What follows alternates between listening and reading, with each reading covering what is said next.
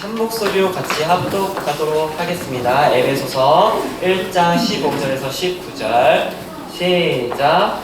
이로 말미암아 주 예수 안에서 너희 믿음과 모든 성도를 향한 사랑을 나도 두고 내가 기도할 때 기억하며 너희로 말미암아 감사하기를 그치지 아니하고 우리 주 예수 그리스도의 하나님 영광의 아버지께서 지혜와 계시의 영을 너희에게 주사 하나님을 알게 하시고 너희 마음의 눈을 밝히사 그의 부르심의 소망이 무엇이며 성도 안에서 그 기업의 영광의 풍성함이 무엇이며 그의 힘의 위력으로 역사하심을 따라 믿는 우리에게 베푸신 능력의 지극히 크심이 어떠한 것을 너희로 알게 하시기를 구하노라. 아멘.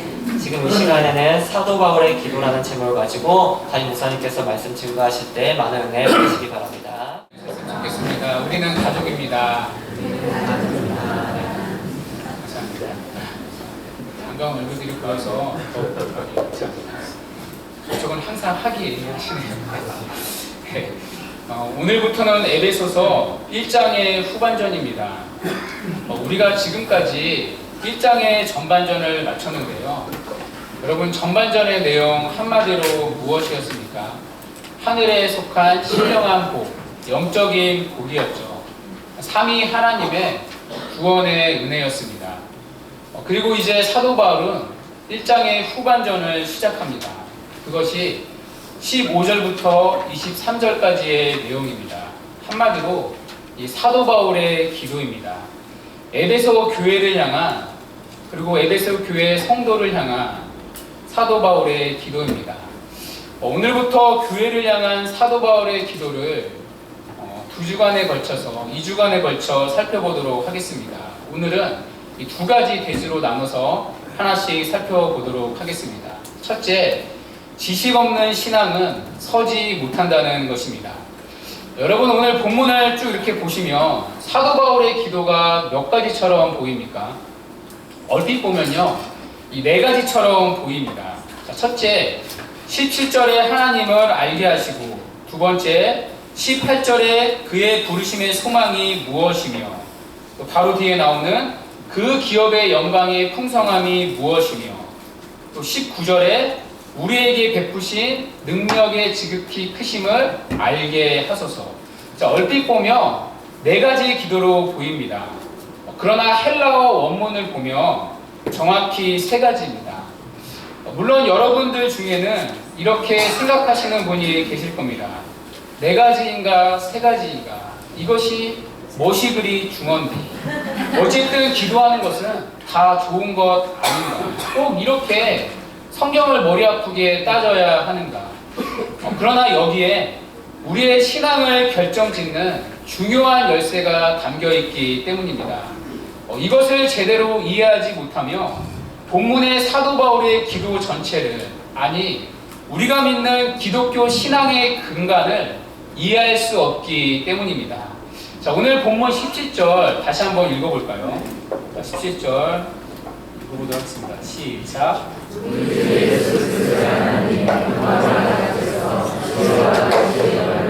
주사 하나님을 알게 하시고. 자, 여러분, 17절이 어떻게 끝나죠? 하나님을 알게 하시고, 하나님을 알게 해 주시옵소서. 그래서 이것을 사도 바울의 첫 번째 기도라고 생각합니다. 그 많은 에베소서 설교집을 보면 그렇게 나오는데요.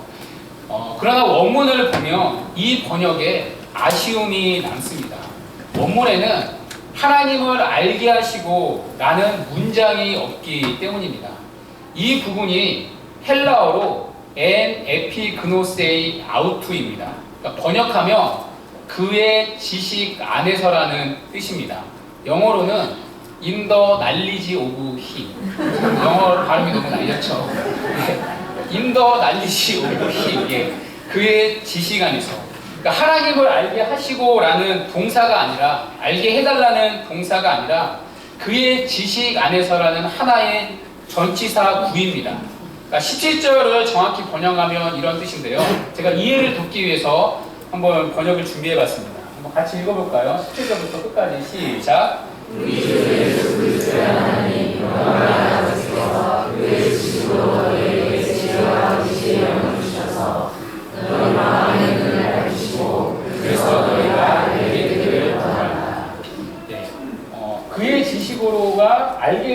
구한다를 이제 연결되어 있습니다.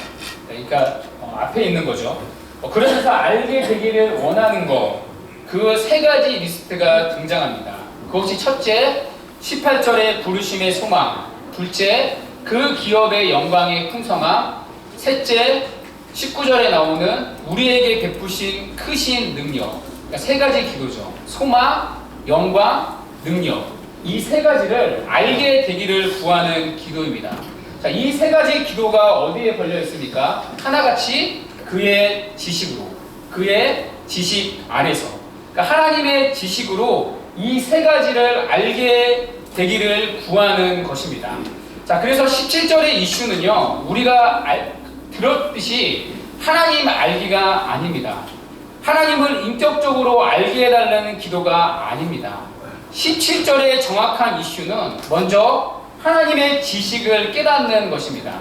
그러니까 하나님의 뜻, 하나님의 계획, 하나님의 경륜을 지식으로 깨닫게 해달라는 그런 의미입니다.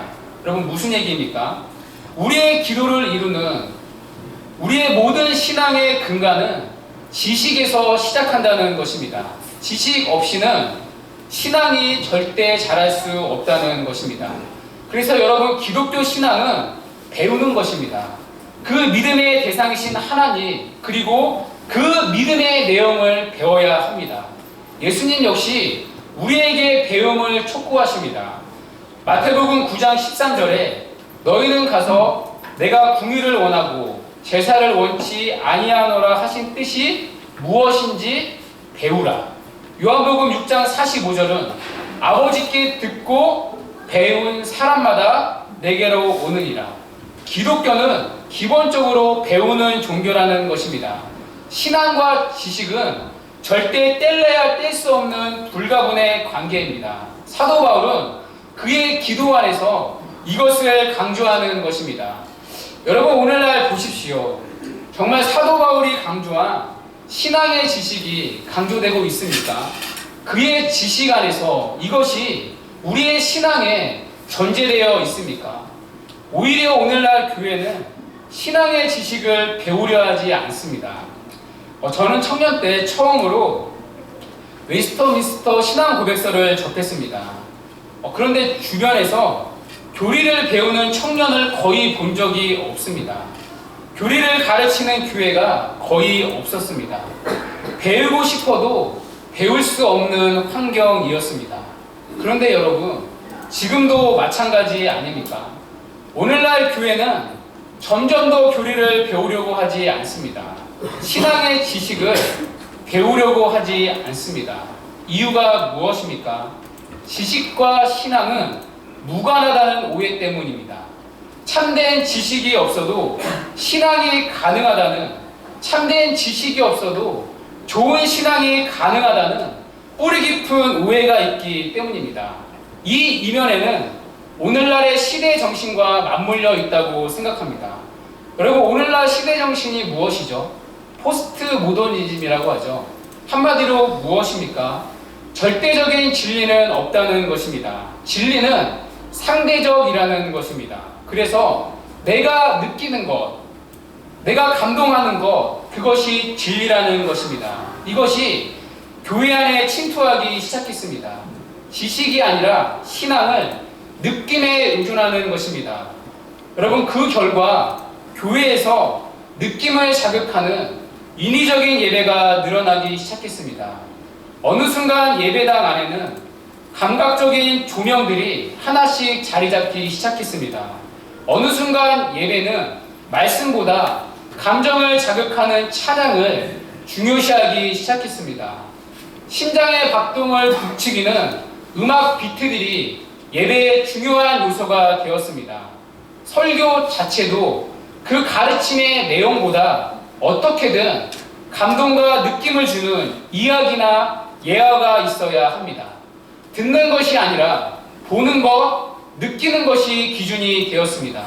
모든 것이 느낌으로 통하고 느낌을 주는 것이 예배의 성공, 교회의 성공의 척도가 되었습니다. 그러나 여러분, 문제가 무엇입니까? 느낌을 위해서라면 굳이 복음이 아니어도 가능합니다. 단순히 눈물을 흘리는 것이 은혜라면 교회가 아니어도 얼마든지 가능합니다. 예전에 나는 가수다라는 프로그램을 본 적이 있는데요. 그때 수많은 방청객들이 어느 가수의 노래를 듣고 우는 것을 보았습니다. 저는 지금도 들으면 울컥하는 노래가 있습니다. 이용 씨가 부른 잊혀진 계절입니다. 지금도 기억하고 있나요? 10월의 마지막 밤. 이거는 제가 불러야 돼, 멜로디를 실어야 되거든요. 하지 못하겠네요. 한마디, 이게 클라이막스인데요. 한마디 변명도 못하고 잊혀져야 하는 건가요? 이렇게 돼야 되는 건가요, 여러분? 제가 이래봐도 가을 남자 아닙니까? 가을에 혼자 이 노래를 들으면 집사님 너무 이렇게 의식이 있어요. 홍명사님 너무 하시네요. 제가 혼자 이 노래를 들으면 그렇게도 눈물이 글썽입니다. 우리가 세상 노래를 들어도 카타르시스를 느낄 수가 있습니다. 그러나 그 눈물의 한계가 무엇입니까? 우리의 마음을 시원케 하지만 그 눈물이 우리의 삶을 변화시키지는 못합니다. 우리가 찬양을 할 때 흘리는 눈물도 그럴 수 있다고 생각합니다. 제가 어느 교회 입당 예배를 간 적이 있는데요. 가장 큰 교회 건물입니다. 지금까지 지어진. 이 강대상 앞에 벽면에는 큰 스크린으로 도배가 되어 있었습니다. 그리고 강단에는 수많은 아이들이 나와서 어른들과 함께 찬양을 인도했습니다. 그리고 모든 성도가 하나같이 웅장한 음악에 맞춰 손을 들고 찬양을 불렀습니다. 어둡고 은은한 조명은 감정에 몰두할 수밖에 없도록 분위기를 잡아갔습니다. 제가 그 자리에서 앉자마자 저도 모르게 눈물이 흘렀습니다. 그런데 이것은 여러분 은혜가 아니었습니다. 찬양의 가사와 상관없이 분위기에 압도되어 흘려진 눈물이었기 때문입니다. 그 눈물은 하나님과 상관없는 성령의 역사와 상관없는 감상적인 눈물이었습니다. 왜냐하면 그 찬양을 통해 하나님을 아는 지식도 그로 인한 회개도 그래서 제 자신의 삶의 변화가 전혀 일어나지 않았기 때문입니다. 그래서 여러분 신앙이란 단순히 눈물을 흘리는 것이 아닙니다. 기독교에서 말하는 은혜 받았다는 것은 내가 눈물을 흘렸는가 내가 느꼈는가가 아닙니다. 은혜를 받았다는 표현은 하나님 그분이 누구신지 알게 되는 것으로 인한 회개와 그로 인해 동반되는 내 삶의 거룩한 변화입니다. 이것이 은혜를 받았다는 표현의 정확한 의미입니다. 여러분 한번 생각해 보십시오. 여러분의 신앙에 언제 변화가 일어났습니까? 말씀을 통해 삼위 하나님이 누구신지 깨닫게 되었을 때 그리고 그 거룩하신 하나님 앞에서 내 자신이 어떠한 존재인지가 비춰졌을 때 우리의 신앙이 변화되지 않았습니까? 그래서 신앙이란 반드시 그의 지식 안에서 하나님을 아는 지식에서 시작합니다. 칼빈은 기독교 강요에서 이렇게 말했습니다. 하나님을 아는 지식 없이 결코 인간은 자신을 알 수 없다. 하나님을 아는 지식 없이는 우리는 참된 변화가 일어날 수 없다는 것입니다.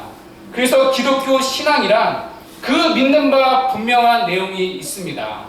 그 지식의 이해 위에 믿음은 힘이 생기는 법입니다. 이 찬송가 544장의 가사가 이것을 잘 말해주는데요.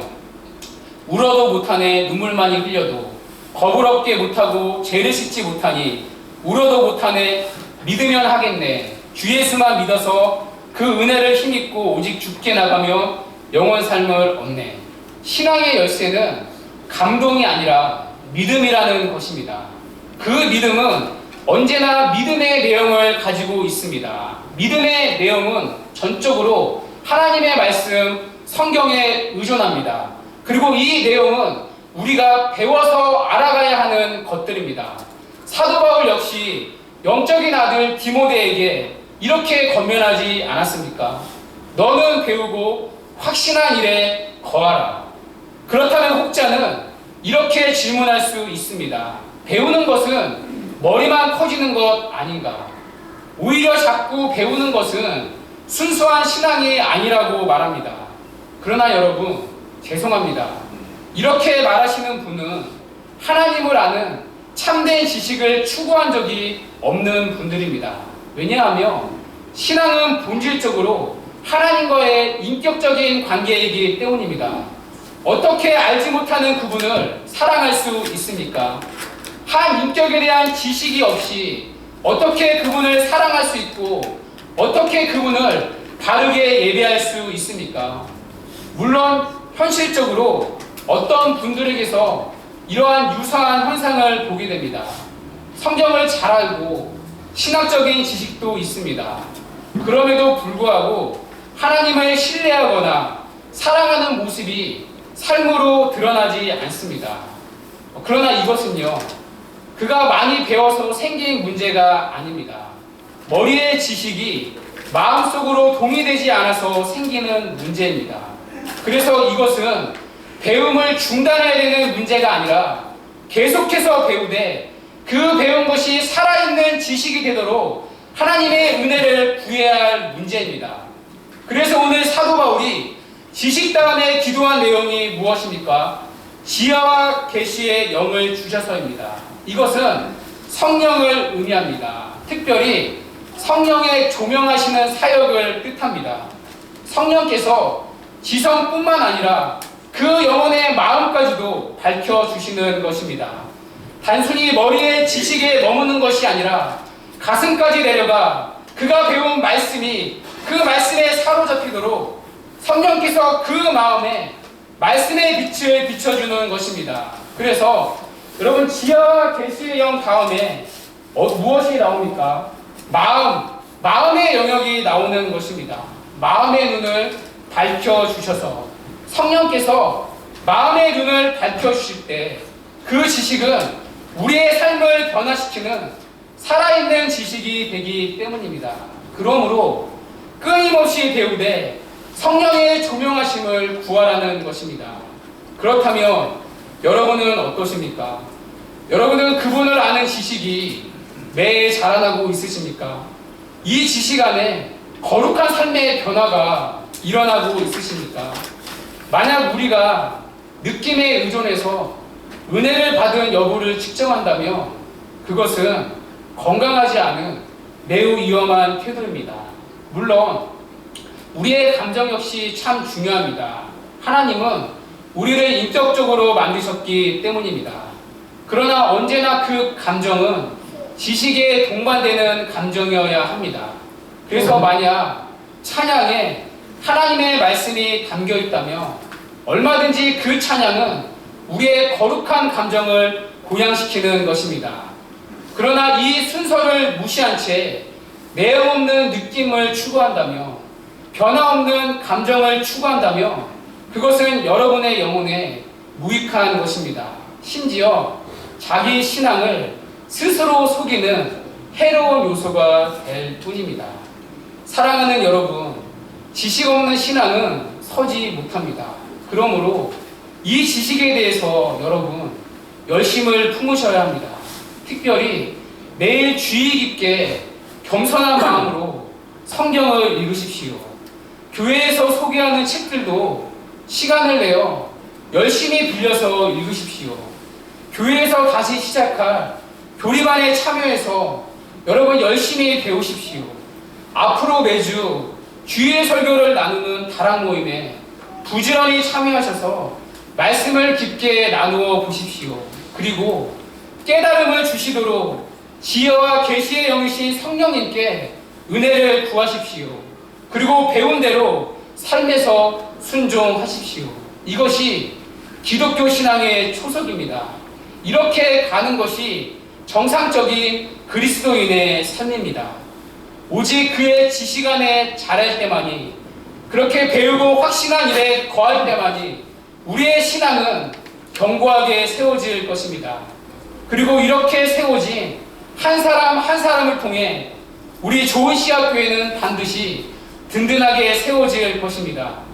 그의 지식 안에서 세워지는 영혼의 성장과 성숙이 우리 교회 가운데 확인되는 은혜가 있기를 간절히 바랍니다.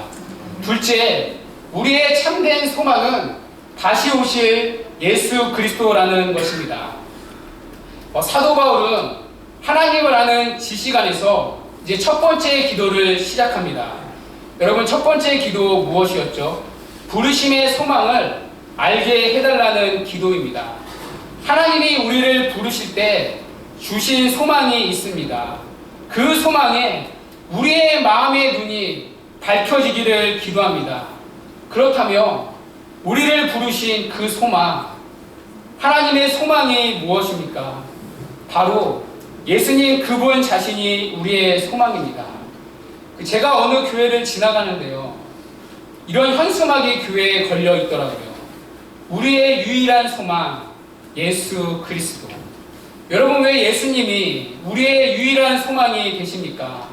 아시다시피 그분은 다시 오실 분이시기 때문입니다. 골로새서 3장 4절은 이렇게 말씀합니다. 우리 한번 다 같이 읽어볼까요? 시작.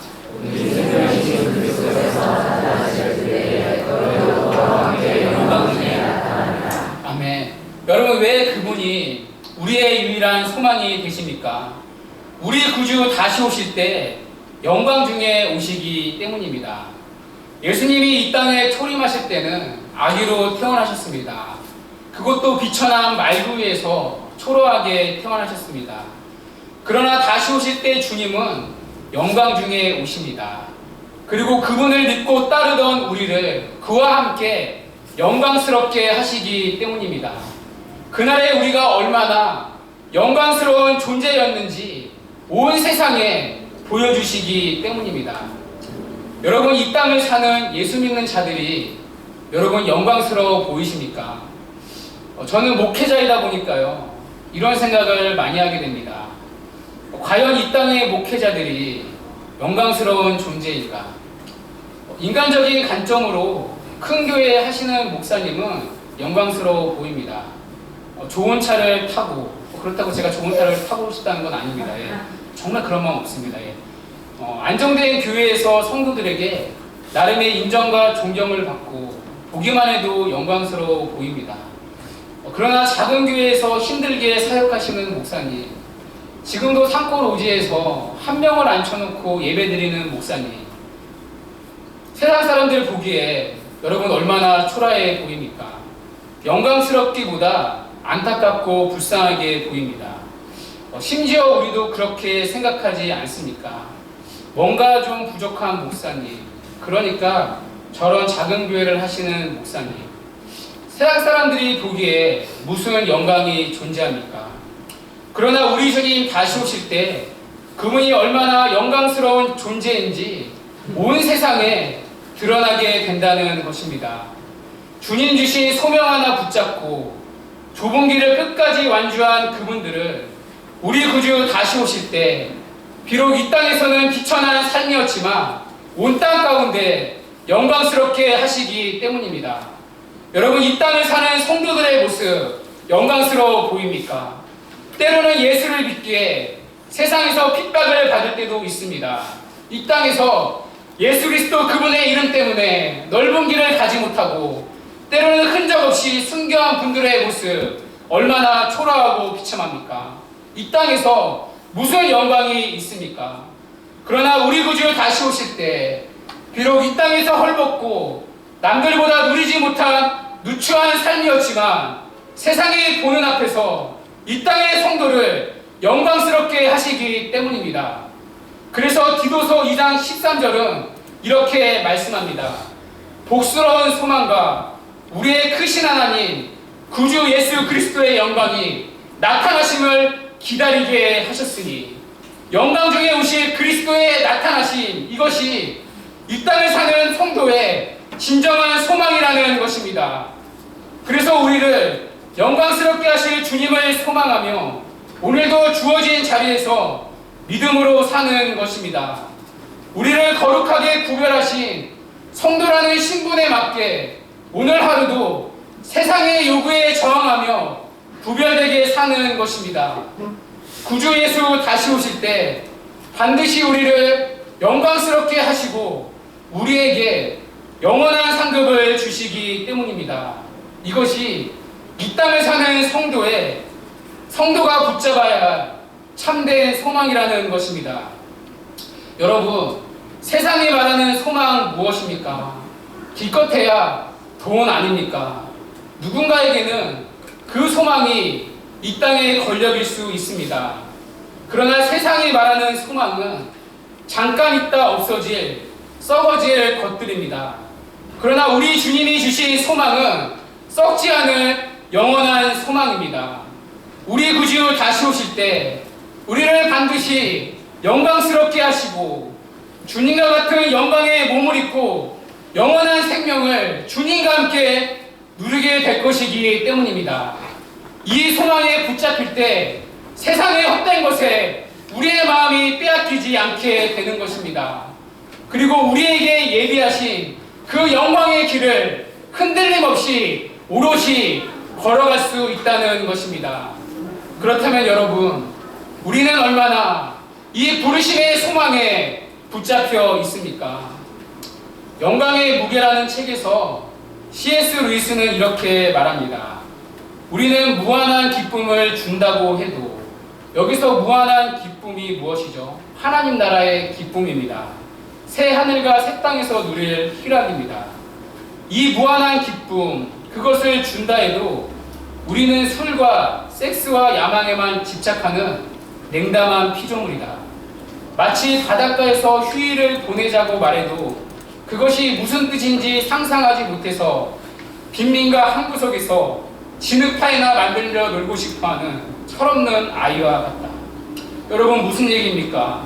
우리는 너무나 쉽게 세상에 마음을 빼앗긴다는 것입니다. 술, 섹스, 야망, 돈, 권력, 금방 사라지는 헛되고 헛된 것들에 우리는 너무나 쉽게 소망을 둔다는 것입니다. 그러나 정작 하나님이 약속하신 이 부르심의 소망, 그 영광스러운 새 하늘과 새 땅에는 관심이 없다는 것입니다. 오히려 눈에 보이는 것, 그리고 당장 손에 잡히는 것에 마음을 빼앗기는 너무나도 냉담한 피조물이라는 것입니다. 여러분, 우리가 그렇지 않습니까? 우리가 얼마나 영적으로 냉담한 피조물입니까? 그래서 사도 바울은 에베소 교회 성도를 향해, 이런 우리를 향해 이렇게 기도하는 것입니다. 너희 마음의 눈을 밝히사 그의 부르심의 소망이 무엇인지 알기를 원하노라. 주 안에서 사랑하는 여러분, 이 사도 바울의 간절한 기도가 우리 가운데 회복되어지고 응답되어지는 은혜가 있기를 간절히 바랍니다. 그래서 세상에 없어질 허무한 소망이 아니라 영광 중에 다시 오실 주님을 바라보며 이 참된 소망에 붙잡히는 그런 복된 삶이 되기를 주님의 이름으로 간절히 축원합니다. 이 시간 우리 다 같이 일어나셔서 말씀 붙잡고 다 같이 찬양하고